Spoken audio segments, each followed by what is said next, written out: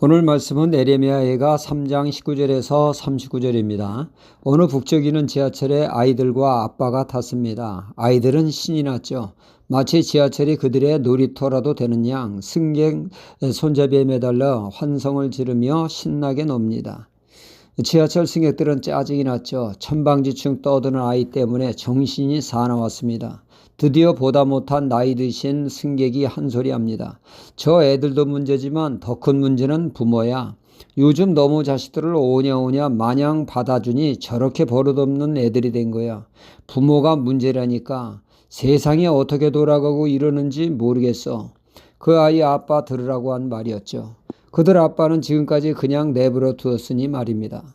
승객들은 노인의 말이 지당하다란 듯이 고개를 끄덕이며 지지를 보냈습니다. 모두가 이 아빠를 집중할 때 이 아빠는 마치 잠에서 깨어난 듯 정신을 번쩍 들어 비로소 사태를 진지하게 바라보게 되죠. 떠들고 소란을 피우는 아이들을 조용히 하라고 다그치며 이 아빠는 승객들에게 연신 고개를 조아리며 미안하다고 했습니다. 그러나 승객들의 반응은 냉담했습니다. 그때 이 아빠는 이어 말했죠. 사실 제가 아내의 장례를 치르고 오는 중이라 마음이 복잡하여 아이들의 소란을 피우는 것을 인지하지 못했습니다.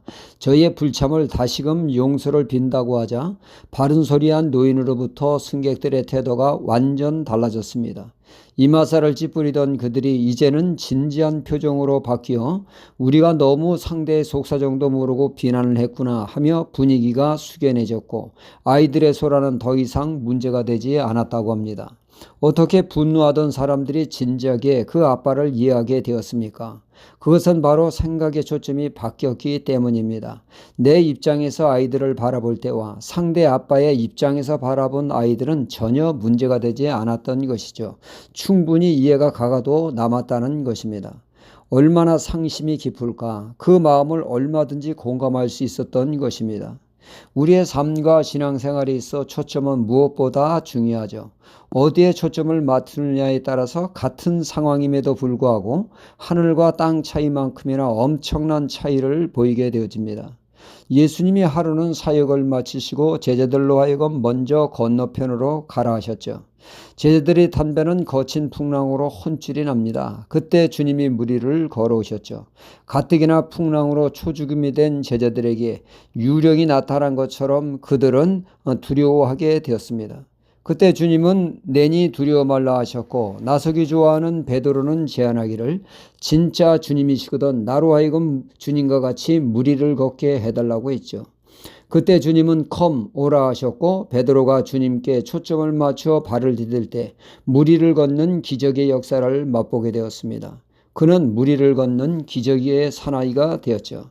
가다가 그는 문득 밤새 혼쭐이 난 거친 풍랑을 바라보는 순간 그는 물에 빠진 생쥐꼴이 되어 주님께 구원을 요청하는 물먹은 하마꼴이 되었습니다. 아니 어떻게 이런 일이 벌어집니까? 그 차이는 초점에 있었던 것이죠. 베드로가 주님께 집중을 했을 때 기적을 맛볼 수 있었고 또한 주님에서 시선을 떼어 밤새 그를 괴롭힌 풍랑을 바라보는 순간 그 풍랑이 압도되어 물에 빠져 허우적거리는 인생이 되었던 것입니다. 우리의 초점이 어디에 있느냐에 따라 기적을 맛볼 수도 있고 한없이 추락할 수 있다는 것이죠. 무엇을 바라보느냐, 무엇에 초점을 맞추느냐가 이렇듯 중요합니다. 다윗과 이스라엘 군사를 보십시오. 블레셋과의 전투에서 이스라엘 군사들은 이제까지 듣도 보도 못한 거인 장수 골리앗을 바라보는 순간 그들은 얼어붙었습니다. 그의 풍채에 그만 압도되어 살기 위해 쥐구멍만 찾는 오합지졸이 되었던 것이죠.